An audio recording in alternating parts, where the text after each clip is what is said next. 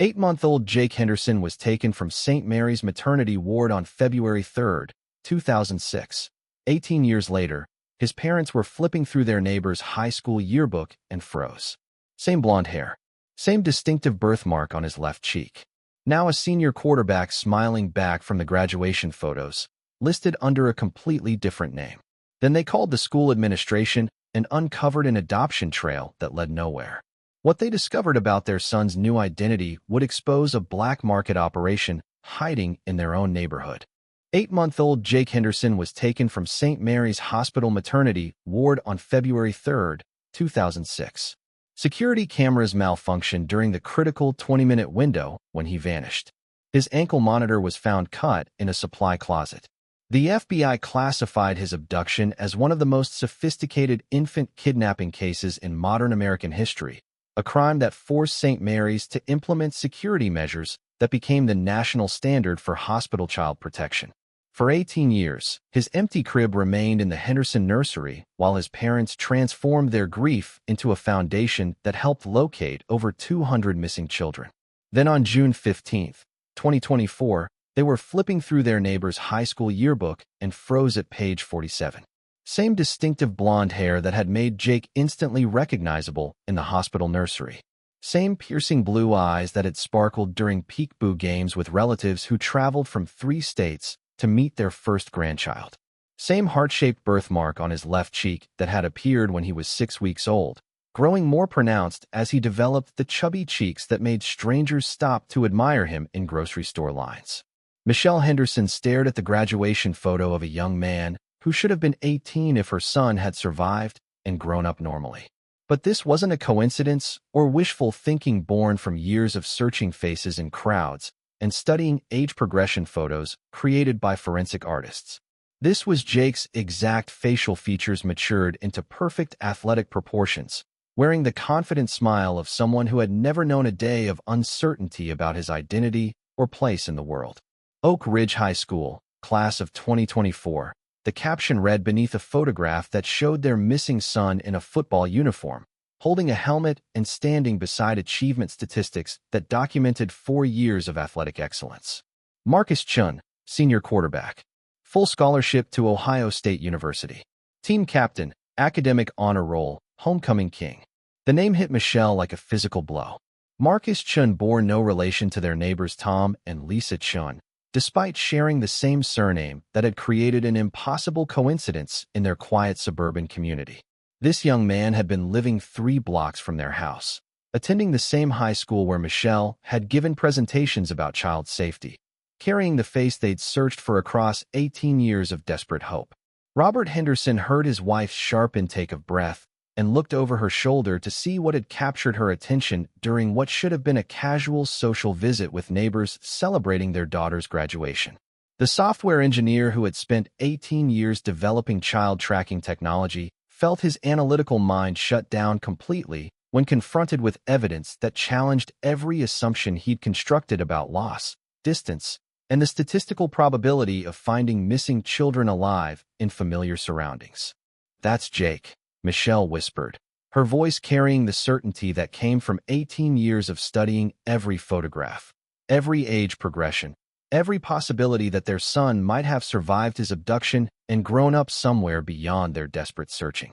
That birthmark, those eyes, the way he tilts his head slightly to the left when he smiles. "That's our baby." The yearbook trembled in Michelle's hands as she processed the impossible evidence before her.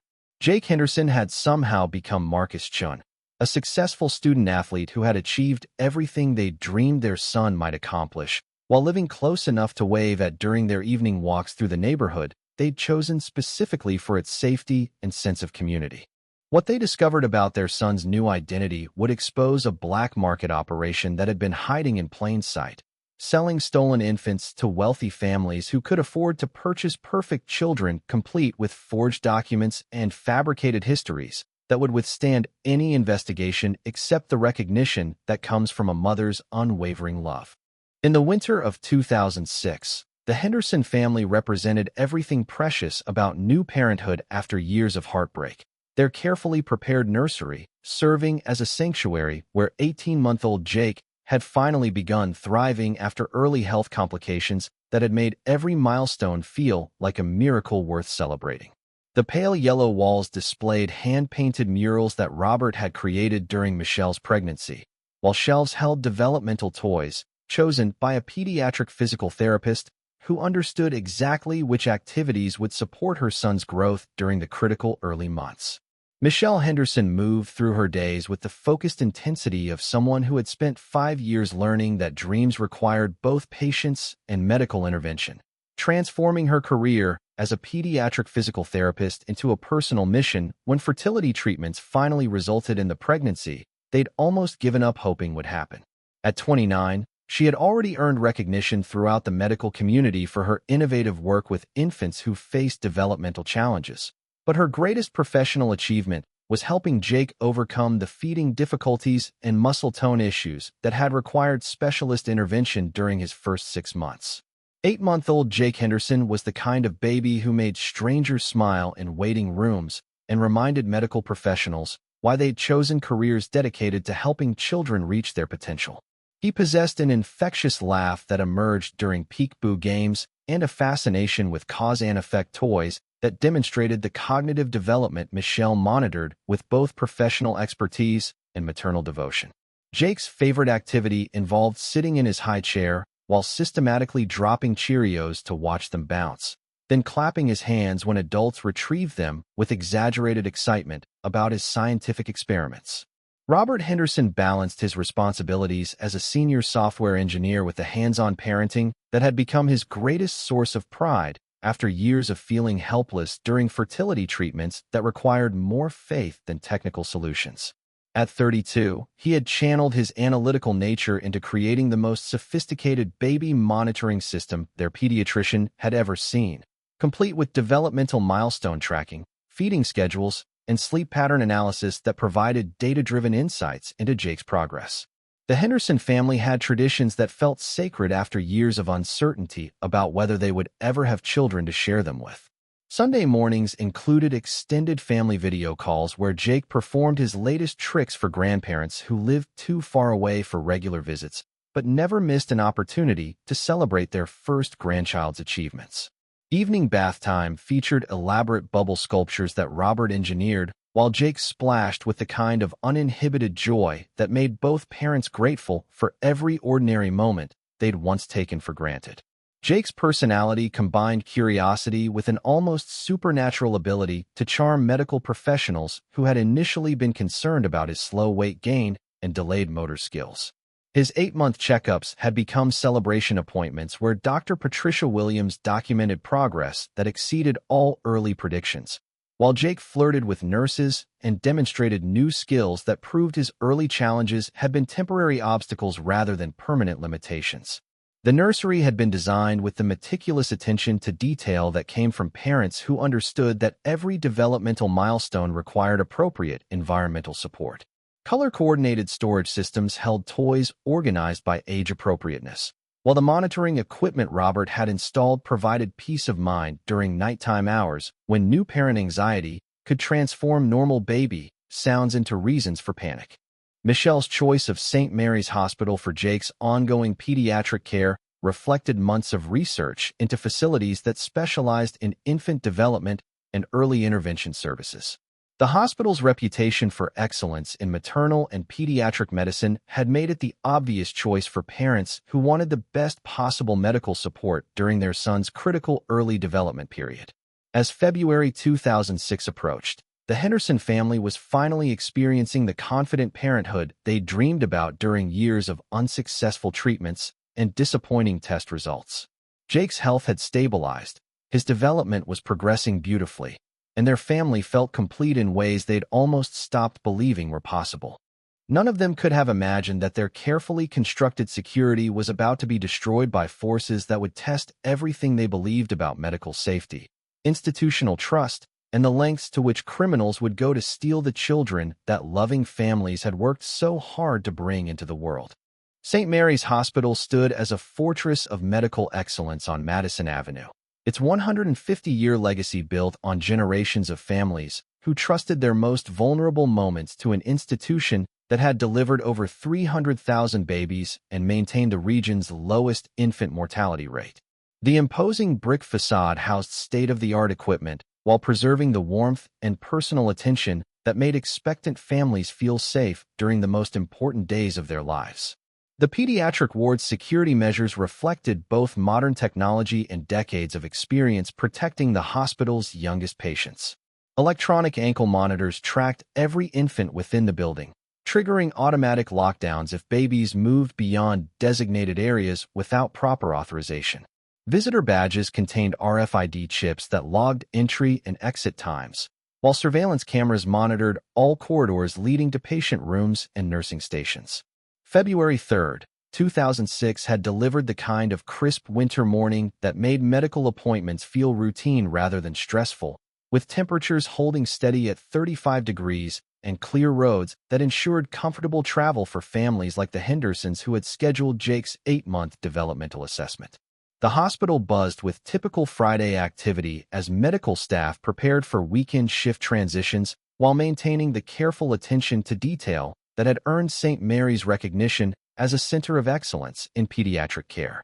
The security protocols protecting infant patients had been developed through consultation with law enforcement specialists who understood the unique vulnerabilities that hospitals faced when balancing family access with child protection.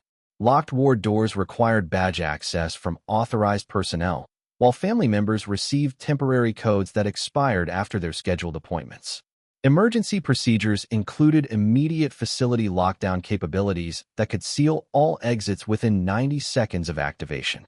Jake's appointment schedule reflected the comprehensive care approach that had made St. Mary's the preferred choice for families seeking specialized pediatric services.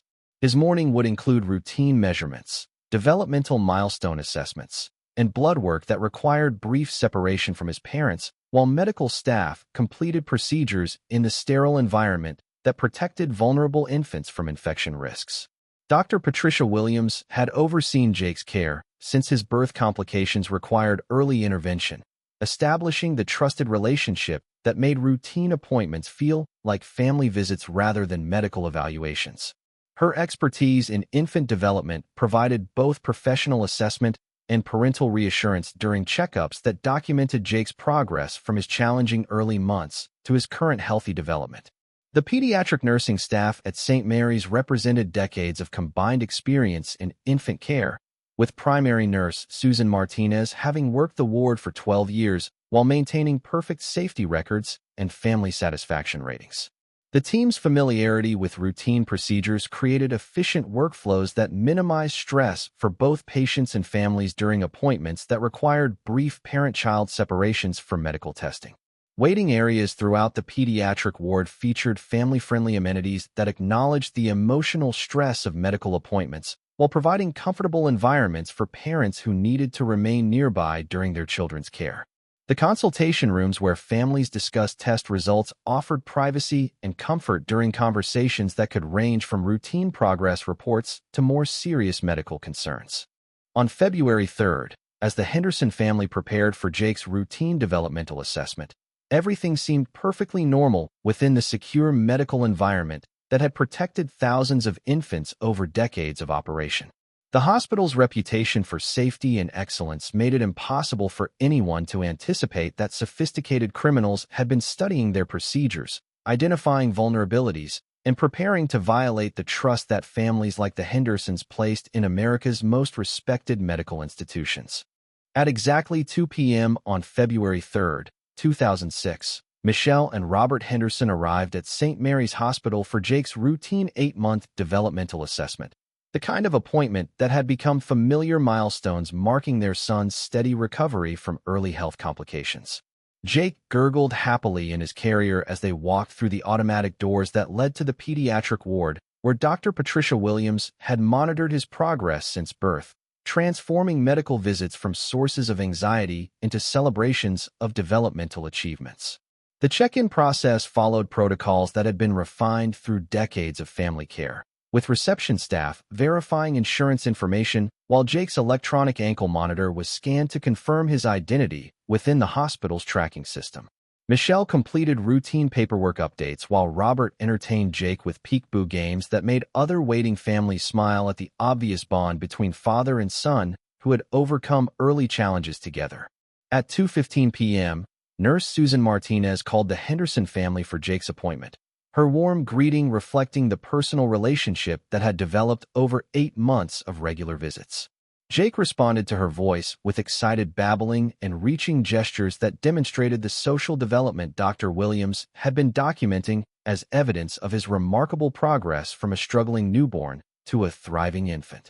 The examination room where Dr. Williams conducted Jake's assessment featured the same cheerful decorations and infant-friendly equipment that had made previous visits feel comfortable and routine.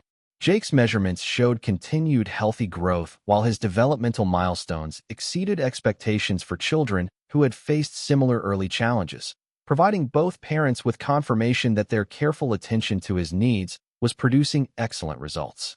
At 2:30 p.m., routine blood work required Jake's temporary separation from his parents, while medical staff completed procedures in the sterile laboratory environment designed to protect vulnerable infants from infection risks. Michelle and Robert moved to the family consultation room, where Dr. Williams would review test results while Nurse Martinez handled the brief medical procedures that Jake had tolerated well during previous appointments. The consultation with Dr. Williams lasted 15 minutes, covering Jake's excellent progress and providing recommendations for continued developmental support that reflected his successful adaptation to feeding schedules and sleep patterns. Both parents felt proud of their son's achievements while Dr. Williams documented milestones that proved Jake had overcome his early obstacles and was developing normally. At 2:50 p.m., Nurse Martinez was scheduled to return Jake to his parents following the completion of routine blood work that typically required no more than 5 minutes in the laboratory. The delay prompted Dr. Williams to check on the procedure's status, expecting to find normal processing times that occasionally extended when multiple patients required attention from limited laboratory staff. At 3 p.m., the pediatric ward discovered that Jake Henderson was missing from the laboratory where Nurse Martinez had left him for routine blood work. His electronic ankle monitor was found cut and abandoned in a supply closet, while surveillance cameras revealed a 20-minute gap in coverage that corresponded exactly with the time period when Jake had disappeared from secured medical facility. The immediate hospital lockdown sealed all exits while security personnel conducted systematic searches of every room, closet, and possible hiding place within the facility. Staff members checked identification badges, while administrators reviewed access logs and surveillance footage for any indication of unauthorized personnel or suspicious activity during the critical time window.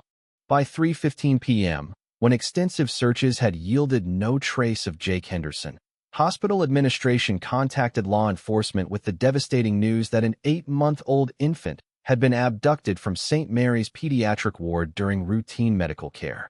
The crime that unfolded in broad daylight within a secured medical facility would challenge every assumption about hospital safety and expose vulnerabilities that sophisticated criminals had been studying for months while planning the perfect infant theft. At 3:30 p.m., Michelle and Robert Henderson faced the impossible reality that their son had vanished from the safest place they could imagine, stolen by criminals who had somehow bypassed security systems designed to prevent exactly this type of tragedy. The phone call that transformed St. Mary's Hospital from healing sanctuary to crime scene came at 3:30 p.m. when hospital security contacted FBI agent Patricia Ross with news that would shatter the institution's 150-year reputation for child safety. "We have an infant abduction. 8-month-old Jake Henderson was taken from our pediatric ward during routine medical procedures, and our security systems show evidence of sophisticated tampering." Michelle Henderson collapsed in the consultation room, where she'd been celebrating Jake's developmental progress just 30 minutes earlier, her pediatric therapy training providing no preparation for the maternal devastation that consumed her as she processed the impossible news that her son had been stolen from the safest place she could imagine. The professional composure that had sustained her through years of fertility treatments evaporated when faced with a crisis that no medical expertise could solve. Robert Henderson's software engineering mind immediately began analyzing the security failures that had allowed criminals to penetrate systems designed to protect vulnerable infants. His demand for technical explanations met resistance from hospital administrators who were already consulting legal counsel about liability issues that could destroy careers and cost millions in settlements. The methodical approach that made Robert successful in technology became his shield against emotional breakdown as he focused on logical solutions to an illogical crime. Dr. Elizabeth Chun, St. Mary's chief administrator, found herself managing the hospital's worst crisis in decades while coordinating with law enforcement agencies that had never dealt with infant abduction from a secured medical facility. Her immediate priorities included containing media coverage that could damage the hospital's reputation while providing full cooperation to investigators who needed access to confidential systems and personnel records. FBI agent Patricia Ross arrived at 4:45 p.m. with specialized training in infant abduction cases, bringing federal resources that reflected the crime's urgency and the unusual circumstances, suggesting inside knowledge of hospital procedures. Her initial assessment revealed disturbing evidence of systematic planning. Surveillance cameras had been disabled using techniques that required technical expertise, while security badge records showed authorized access during times when no legitimate personnel were scheduled to be present. The Amber Alert broadcast at 5:15 p.m. transformed Jake's disappearance from hospital crisis to national emergency, as his 8-month-old photograph appeared on electronic devices throughout the Midwest. Within minutes, the Henderson family's private nightmare became public knowledge, while law enforcement agencies coordinated interstate searches for criminals sophisticated enough to penetrate medical security systems. Hospital staff underwent immediate interrogation as investigators examined everyone who had accessed the pediatric ward during the critical time period when Jake disappeared. Background checks revealed that 3 employees had significant financial problems that could motivate participation in criminal activities, while security logs showed badge usage patterns that didn't match official work schedules for several key personnel. The forensic examination of Jake's abandoned ankle monitor revealed professional-grade wire cutters and knowledge of electronic systems that suggested either medical insider involvement or criminal organizations with advanced technical capabilities. The device had been removed without triggering alarms that should have activated immediately when the monitoring signal was interrupted. Social media campaigns exploded across parenting networks as concerned families shared Jake's information while questioning the safety of medical institutions they had trusted with their own children's care. The hashtag #FindBabyJake generated thousands of shares within hours, creating digital search networks that extended law enforcement capabilities while generating tips that required investigation despite geographic improbability. By midnight on February 3rd, professional search teams had examined every possible location within the hospital and surrounding medical complex where a missing infant might be hidden. The systematic search yielded no trace of Jake Henderson despite federal involvement, hospital cooperation, and technology that represented the most advanced missing child investigation methods available. The harsh reality began settling over everyone involved as the first day ended without discovering any evidence of Jake's whereabouts. Despite immediate response, sophisticated investigation techniques, and hospital-wide cooperation, an 8-month-old had vanished from a secured medical facility as completely as if he had simply evaporated during routine blood work that should have taken 5 minutes to complete.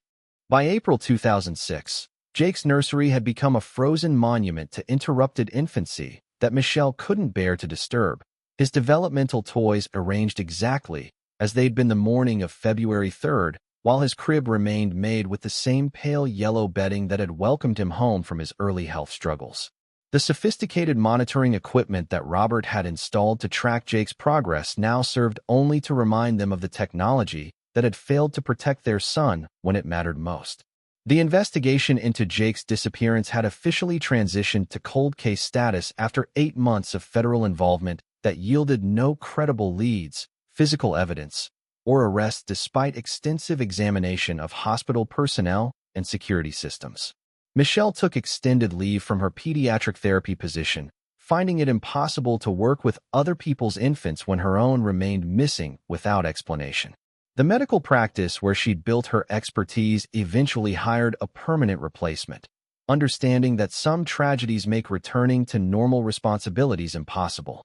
Robert's transformation from software engineer to missing children advocate began with his decision to develop tracking technology that could prevent other families from experiencing their nightmare. His company's first product was a hospital infant monitoring system that closed the security vulnerabilities criminals had exploited at St. Mary's, creating technology that became standard equipment in medical facilities throughout the Midwest within 5 years of Jake's disappearance. The lawsuit against St. Mary's Hospital concluded in 2008 with a settlement that provided financial resources for the Henderson Foundation while forcing institutional changes that improved child safety standards nationwide. The monetary compensation felt hollow without Jake to benefit from the improved security measures, but the policy changes meant that other families would never face the same institutional failures that had enabled sophisticated criminals to steal their son.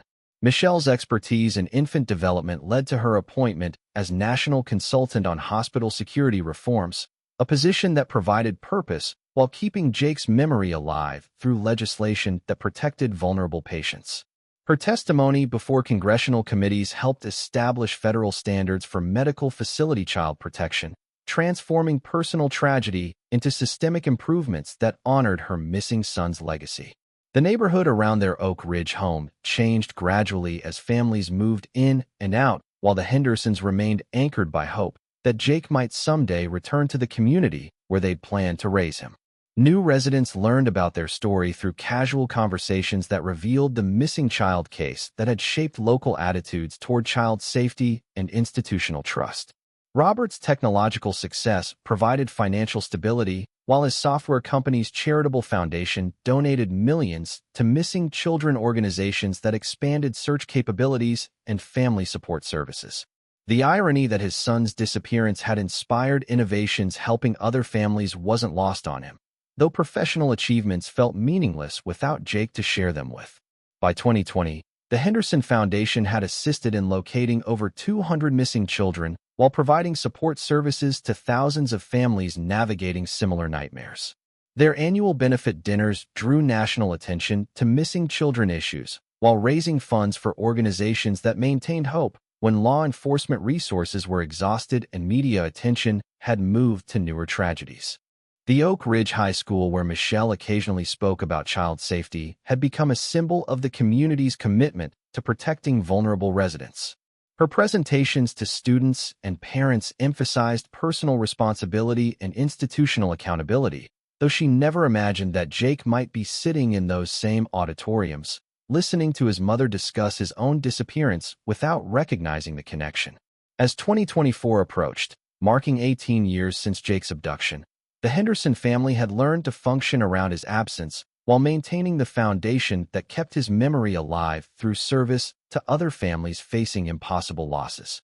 They had rebuilt meaningful lives from the wreckage of their original dreams, but the 8-month-old's empty nursery remained a constant reminder that some wounds never completely heal, even when time teaches families how to carry their grief with purpose and dignity. The afternoon of June 15th, 2024 began with the casual social routine that had sustained the Henderson family through 18 years of living around Jake's absence. Their Saturday visit to neighbors Tom and Lisa Chun representing one of the few community activities that still felt normal rather than weighted with the permanent grief that accompanied most public interactions.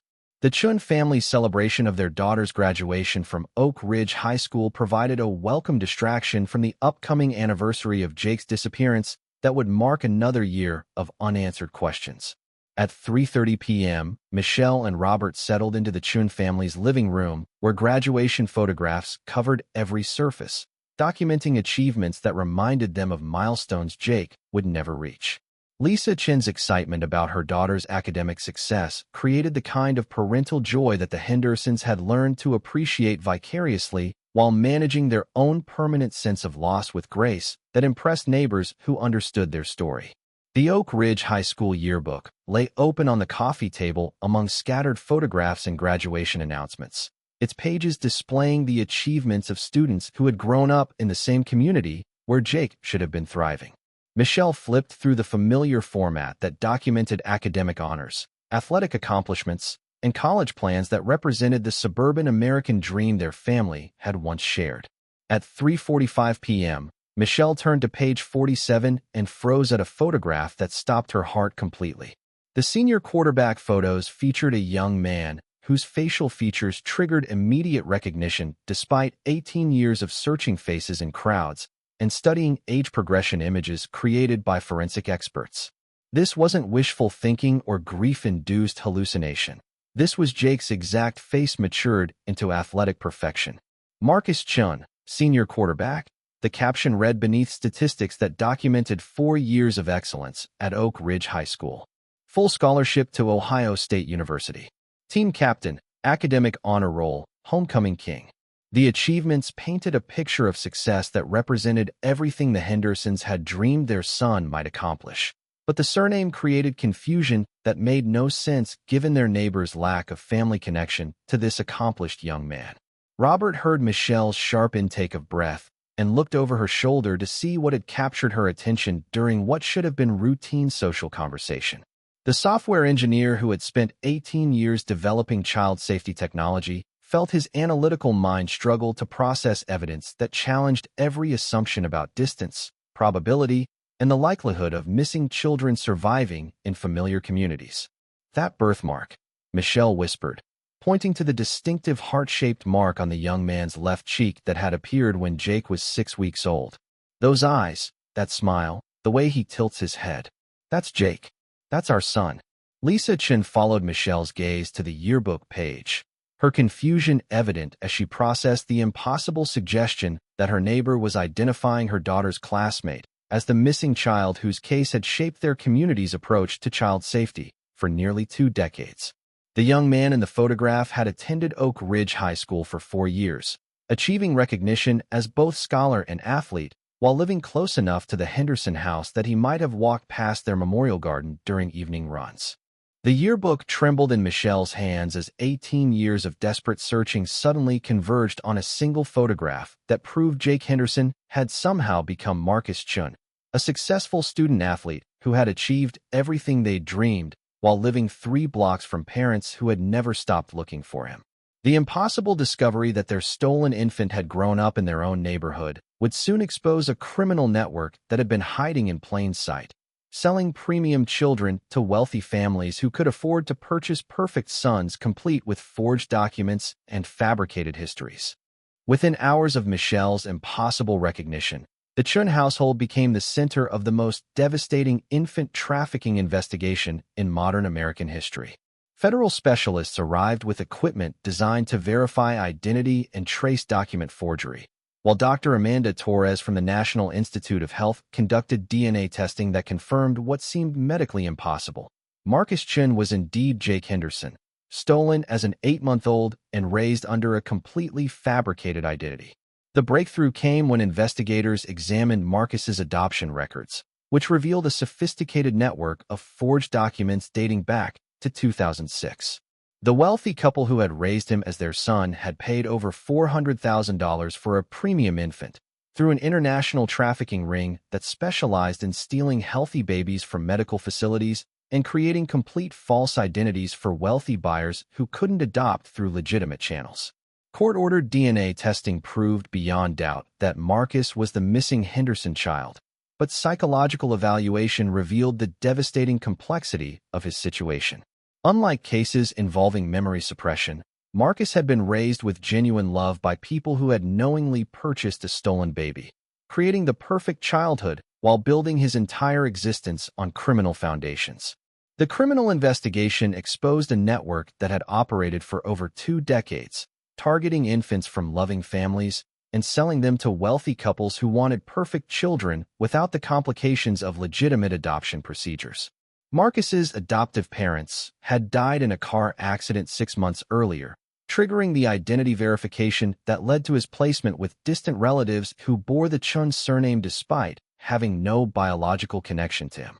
Federal agents discovered that the trafficking ring had generated over $50 million in revenue by selling approximately 200 stolen infants to buyers throughout North America and Europe. The operation included hospital employees who identified target babies, document forgers who created complete false histories, and placement coordinators who matched stolen children with wealthy purchasers seeking specific physical characteristics. Marcus's integration back into his real family required extensive counseling to process 18 years of unknowing participation in his own kidnapping. The successful student-athlete faced the devastating choice between maintaining his comfortable false identity or embracing his recovered truth as a stolen child whose entire life had been built on criminal activity that destroyed another family. The Henderson family struggled with emotions that ranged from joy at finding Jake alive to anger at discovering he had been raised by criminals who lived comfortably while they suffered 18 years of grief. Marcus remembered his purchaser parents with genuine affection, creating complex loyalties that complicated family reunification despite DNA proof of his true identity. The trafficking network's prosecution resulted in dozens of arrests across multiple countries and the identification of other victims living successful lives under false identities. Marcus's courage in cooperating with investigators helped rescue children who had been missing for decades, proving that some disappearances involve sophisticated criminal enterprises rather than individual predators. For the Henderson family, the miracle of finding Jake alive came with the devastating knowledge that their son had been raised by people who genuinely loved him while profiting from his theft. The reunion they had prayed for 18 years required learning to be family again, with a young man who remembered different parents more clearly than he remembered them, forcing everyone to confront the reality that some victories arrive wrapped in new forms of heartbreak. One 8-month-old miracle baby who trusted hospital security proved that even medical institutions couldn't prevent disappearances that fed black market operations selling premium infants to wealthy buyers beyond law enforcement understanding. Jake Henderson believed pediatric checkups meant routine care and parental protection, not 18 years of living as purchased property in dimensions where criminals create perfect children for families who can afford to buy stolen babies. His impossible discovery exposed how missing children investigations fail when confronted with networks who operate beyond traditional kidnapping into sophisticated infant trafficking and complete identity fabrication. The yearbook photo that revealed his location became evidence that some disappearances transcend our understanding of medical security and black market child sales. Those stolen years living as premium purchase revealed trafficking technologies that hospitals never imagined. Proof that when babies vanish from medical facilities, they might return as living evidence of networks that sell not just children, but entire fabricated family histories to the highest bidders. How many other missing children have been living as purchased property through black market networks who specialize in premium infant sales and complete identity replacement? What happens when our search methods become useless against criminals who buy and sell babies instead of hiding them in remote locations? Can missing children cases be solved when the victims themselves don't know they were merchandise sold to wealthy families who wanted perfect children without adoption complications? Tell us, have you noticed successful young adults whose family wealth doesn't match their parents' known income sources or whose adoption stories seem unusually vague about original circumstances? Hit subscribe and the notification bell, because when missing babies return as star athletes with different names, the real question is how many stolen children are succeeding in our communities as expensive purchases their buyers never expected to lose.